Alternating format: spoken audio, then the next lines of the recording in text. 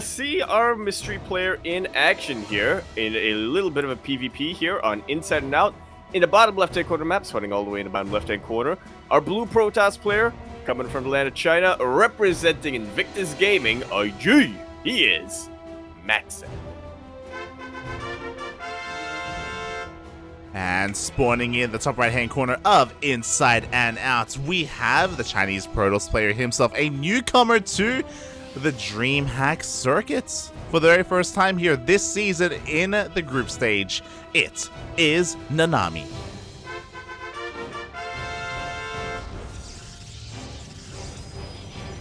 Representing Mystery Gaming here, which I don't know about you, Light, but I feel like that's probably the most fitting team tag for him right now because we literally know just about nothing about him. I mean, I was looking up a little bit on Wikipedia over here, and it does seem like he was playing a little bit on and off in the Sunrise Cup throughout 2021, but it was only this year, and not even just this year, it was only like a couple of months ago, where it seems like he really, wanted to commit more time and more effort into competing full-time.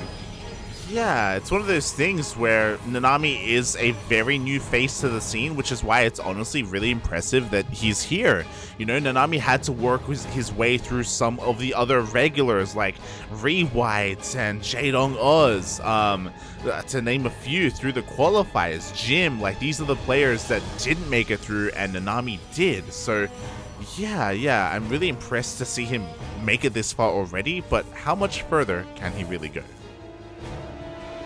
That's what we're about to find out. I was able to catch to the end of game number 2 of Time versus Nanami over on the mainstream, and he didn't look too bad over there. Unfortunately, just got a little bit overzealous when it came to taking a bit of a fight. But of course, that was PvT. This is PvP, and to say it's a different matchup is understating it, to say the least.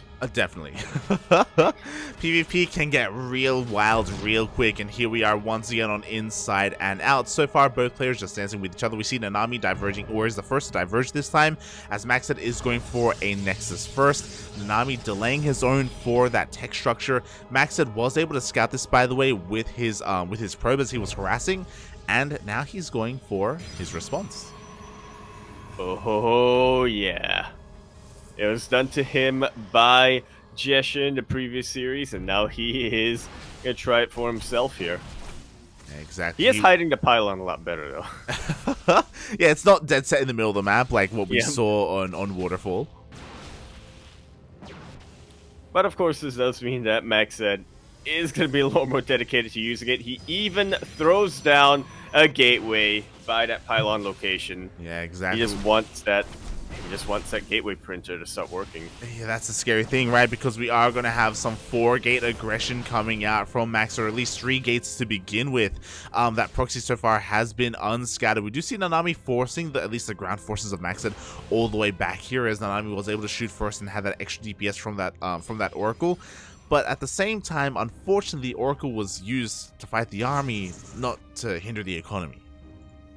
Yeah, the energy was drained, and because it was scouted, Max had enough time to throw in a shield battery.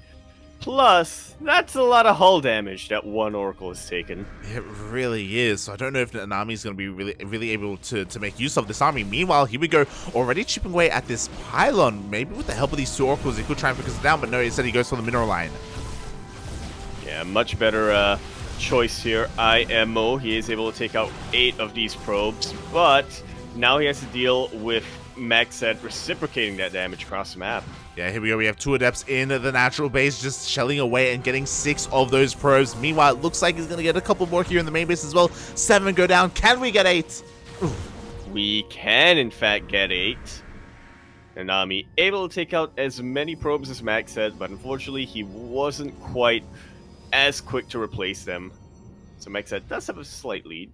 Yeah, but Nanami also has that production lead as well already with a massive amount of Stalkers. Is going to be able to focus down this shield battery. It's a little bit exposed here and now can focus away at those Stalkers. It may be over here before it began. Like MacSed, he just has so many Stalkers. Yeah, the army supplies may be looking comparable right now, but a lot of that supply from Nanami right now are in Oracles that have 0 energy on them. production is just about crippled here for Nanami. Yeah, Gateway gets depowered. The boys have to be pulled here to try and hold on. The focus firing from MacSed is going to be good enough to take down another one of those Stalkers. Meanwhile, back across the map, it looks like the Oracles go for a bit of a backstab here. Again, going to be able to take out a decent number of these workers, but does that really matter? Can Nanami hold it? Looks like with the overcharge, he can. Yeah, hey, you know, whatever Nanami can do to try to force Stalkers to be warped in at home for MacSed instead of across the map here is a win in his eyes. He's catching back up in the worker count, actually, and like you said, with the help of that battery overcharge, he's weathered the first storm, and I don't see why he will have any more difficulty holding any other waves of Stalkers coming his way now. Yeah, I think he should be safe for the time being, but we do see two more Adepts slip on by. They're going to get a couple more of these probes here for their troubles. They're distracting all these Stalkers, and with that distraction, MacSed is going to be able to focus on another shield battery. Almost gets it in the end. Barely. It looks like that shield battery is going to survive. Looks like he really wants it, though. He really does. I mean, even with the other shield battery trying to keep that alive, MacSed is able to take it out. Battery overcharge is off cooldown, but there's basically no energy on this Nexus left anymore. MacSed, I mean, he wants to be all in right now. He does have a bit of contingency plan after this. He is still getting his Forge and his Blink, but he wants to deal more damage with the Stalkers he's got. It feels like MacSed took the power of Jeshi. Like, that's really what it. Yeah. There's so many similarities to that series going on here, just with like the roles reversed for MacSed now because of the wall here on inside and out. The Cybercore was a little bit exposed. The Cybercore will go down. So now Nanami, to be fair, Nanami is very quick to replace it, but has to replace it nonetheless. Right now has 0 Stalker production. The natural base is looking that much more exposed here as he tries to complete that wall off.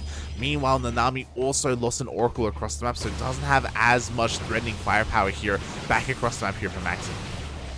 This Dark Shrine is a Hail Mary for him right now.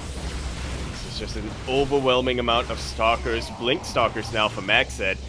He's even getting Immortal production up and running, but still no third base. Yeah, still no third base, still committed to the 2-base play. He is now sending a probe over, and there we go. As you said, a third is going to be thrown down, so MacSed, with his map control, is going to be able to take that economic lead as well. And as you were pointing out, MacSed does have a rover, so he does have access to an observer. He really does. Oh, fighting like this. I mean, Nanami has to do something to push this wave of Stalkers back here from MacSed, but oh, the Cybercore! I don't know if you really want to fight away from shield battery range. How does this happen twice in the same map? Like, he even took the precaution to get the Cybercore in his main base this time. Unfortunately, it was just a little bit too exposed here. MacSed gets the Cybercore for the second time this game. Can he get it for a third time? We'll see as the Cybercore is being rebuilt once again. Meanwhile, at the same time, it had a couple more Adepts here slip into the natural base. Nanami now is able to force MacSed all the way back, though. And looking at the units tab here, Nanami does have a slight advantage when it comes to army. And now the DTs are coming out. Yeah, but so is an observer here coming out for Nanami. Oh, for MacSed, sorry. Will it be out in time, though? That's going to be the question. There's some decent body blocking on from these Stalkers, but as they try to body block the DTs, they're leaving the third base exposed. It does get killed? Cancelled. Yeah, the third base does get cancelled in the end, so nice counter damage here by Nanami as Nanami's able to just barely blink on out of here. Oh! Questionable recall is going to lose the remaining Stalkers as well. But the DTs were able to deal a little bit more damage, and 5 probes went down. Yeah, it's honestly not too bad here. Once again, the economies are looking pretty comparable. The fact that Nanami was able to get a huge delay on this third Nexus of MacSed is going to play a crucial role to how the rest of this game goes. And now the DT comes back in as well. 3 more probes go down, but MacSed is not turning around. He doesn't want to deal with this pesky DT. He wants to go for the kill, wants to go for the threat. He has the Blink Stalkers. He has Immortals as well. He has a terrifying army. Is it going to be enough though? Yeah, this is just about the worst time to expand for Nanami. Can't say I blame him too much, but yeah, it does mean that he doesn't have enough resources to get more reinforcements. GG is called, and MacSed will take game number 1. GG. I loved fighting back with those DTs. It was honestly a great move, but he was slowed down so much overall, lost so many of his workers to the Adepts. Unfortunately, he lost a lot of his Cyber Cores as well, so he really struggled at maintaining a Stalker count here to keep up with the production of MacSed, despite, you know, kind of being almost even in economy. Yeah, it was honestly a really good fight there from Nanami, but as we see in a PvP, taking that early map control, and not just getting the map control early on, but just to the extent of being able to contain your opponent on 2 bases for so long, it really does make all the difference. It's huge. It's huge. In a mirror matchup, being ahead in your worker count, in your base count, in your tech as well. Like, the Cyber Core is such a crucial building early on because we rely so much on your Stalker count in PvP. And yeah, it feels like maybe Max had learned that the hard way last series, and now has to make up for it this series. This is why Zealots should start with charge. Aye, Yaku, please. to defend against Stalkers. Yeah, shaking my head, Yaku, shaking my head. Yaku, you're a Terran player. Do you understand what that means? Do you understand what that means for your matchup? Good for the narrative. You're like, mate, I haven't laddered in 3 weeks. I let it all burn, puppy. Let it all burn. If I can't have it, neither can any of you. I can't enjoy StarCraft. No one can. But yeah. I mean, that was quite brutal. But of course, that does kind of lend towards the map. The map itself does lend towards Inside and Out. Now we are going to be getting a bit of a different map here for the first time in PvP today. Yeah, it's actually going to be our Protoss-centric map, or a Protoss favorite map, I should say. In a PvP, though, I doubt that. I doubt that really makes too much of a difference. Yeah, mirror matchups are always weird like that, always weird. Oh god, but we'll see how this goes as we are going to be loading into our second game. It is going to be Cosmic Sapphire, a much larger map, plenty of bases to take, but also a map that doesn't have a ramp going into the natural. Yeah, so on the one hand, it's good for the defender, but on the other hand, it's good for the aggressor. But on the other hand, go on. We only have 2 hands. There you go. You only have 2 hands, and what I will say is that we are finally going to have a variation in the openers. Yeah, that's what I'm hoping for here, like a gold base first. But anyway, we are going to be continuing our series now on Cosmic Sapphire. We're in the top left-hand corner of the map, so running all the way in the top left-hand corner, we of course have our blue Protoss player coming down from the land of China. He's going to be representing Invictus Gaming IG. He is MacSed. And spawning in the bottom right-hand corner of Cosmic Sapphire, we have the Chinese Protoss player himself, representing Mystery Gaming, currently down in this series, but not out, not yet. It is Nanami.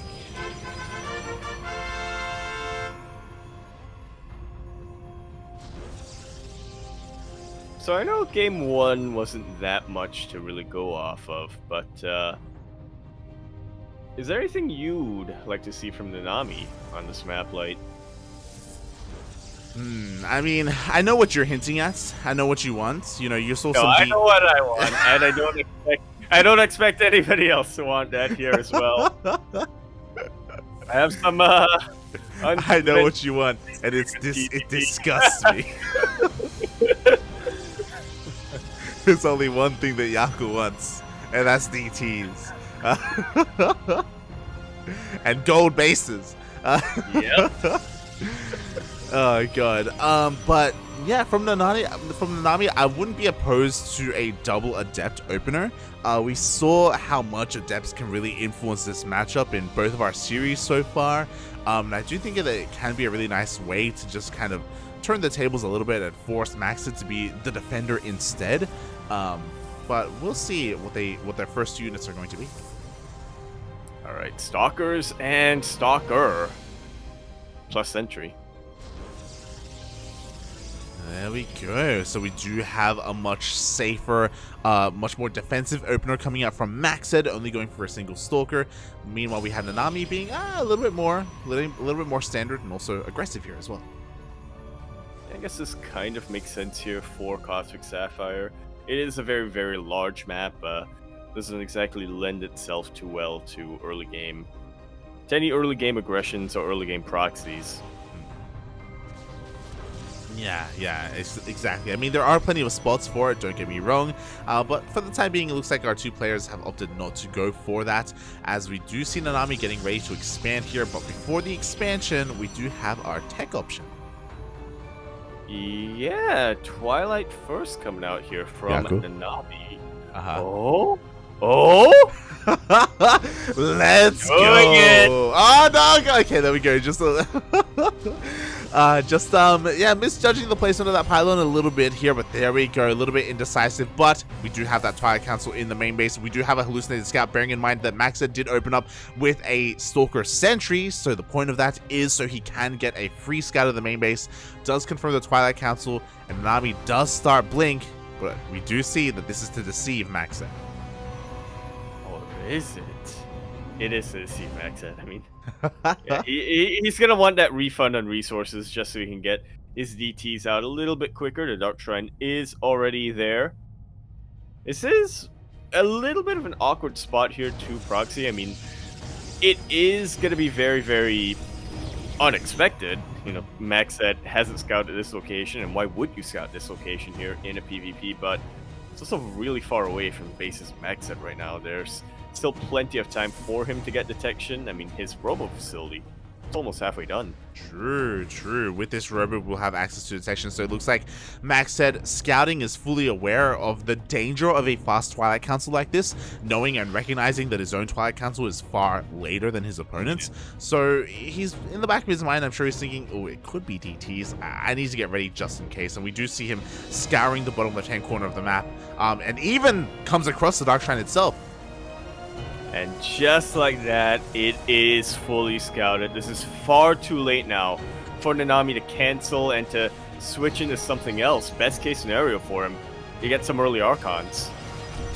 Yeah, exactly. At the same time, we do have two Adepts here across the map, focusing whatever they can. They will get 3, 4, 5 probes in the end. So much damage being done here. And I don't know if Nanami can deal any counter damage, because MacSed back at home has an Observer, and he's waiting for the DTs. Yeah, already a ton of Stalkers are in position, as well as a bunch of Sentries. Maybe Nanami can use these DTs to delay a third base, but there's no way he's breaking past that natural defense line. Exactly, he's forced all the way back here. I mean, there's still power in DTs. We can morph them into Archons later on, or they can be used to scout, or maybe they can be used to backstab if MacSed's army ever moves out. But for the time being, they haven't really paid for themselves at all. At least they're still alive. Yeah. There's still potential in the DT, as long as you're alive. Exactly, and you know what? Nanami has map control, technically, is containing MacSed to 2 bases for as long as he can, and with that is going to be able to take a bit of a faster third. Yeah, much faster third, actually. This is about halfway done, but I'm keeping my eye on MacSed's production right now, and okay, he is going for his own third base. Yeah, we have the third base. Even before the third, we have a forge as well, I imagine, for +1. It's possible that he threw down the forge just to make sure he can get cannons up and running because of those DTs, but there we go. +1 does begin here. So MacSed's going to be looking for a little bit of a later game, looking for a bit of a later timing here with his upgrades. Yeah, and he'll get there eventually. Already the DTs are being dealt with. One of them has already been dealt with, funnily enough. Did go down in the end. Right now, Nanami again doesn't really have hope for those DTs to deal any damage unless MacSed moves out, or maybe later on Nanami goes for like Warp Prism harass and sneaks the DTs into the main base where there is no detection or no army. So there is always potential here, as it looks like the DT did end up going in, getting 2 probes before getting sniped. It's something. Yeah, it is something. My DT appetite has been satiated. But now it's time for MacSed to really turn the tables. He has Blink, he has the Sentries, and he knows that he has a much larger stalker count. He needs to take advantage of this while he still can before Nanami's economy gets out of control. Yeah, he knows the advantage that he has. Like, sure, Nanami has a faster third base. Sure, Nanami has all of this tech that he could have been using. But there's a reason why Nanami is pumping out as many Immortals as possible. He needs to make up for his deficit in Stalkers. Like so, Immortal immediately gets blinked on top of and targeted down. Nanami, unfortunately, a little bit too slow with the battery overcharge. Actually, no, he used up battery overcharge a while ago. Yeah, he got baited out earlier, and Max said he just waited it out. He waited out the overcharge, and now every single Stalker is going to go down. GG gets called. Max said, the veteran from IG,